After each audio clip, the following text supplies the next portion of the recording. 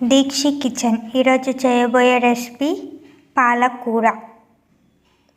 Pan పెట్టుకొని 1 table spoon oil పోసుకోవాలి. శనగపప్పు,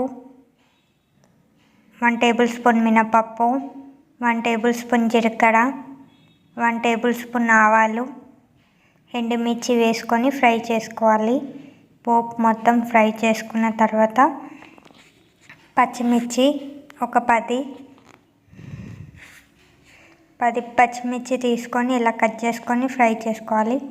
సన్నగా కట్ చేసుకున్న ఉల్లిపాయ, అల్లం వెల్లుల్లి పేస్ట్, పసుపు వేసుకొని కలుపుకోవాలి. పచ్చివాసన పోయేవరకు ఫ్రై అయిన తర్వాత మనం ముందుగా కడిగి పెట్టుకున్న పాలకూర వేసుకొని ఒక 2 నిమిషాలు మగ్గనియాలి. మళ్ళీ ఒకసారి కలుపుకోవాలి. 1 టేబుల్ స్పూన్ సాల్ట్ యాడ్ చేసుకోవాలి.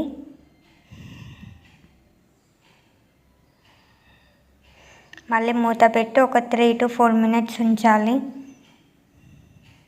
రెడీ. ఎంతో సింపుల్గా చేసుకునే పాలకూర. సబ్స్క్రైబ్ చేయడం మర్చిపోకండి.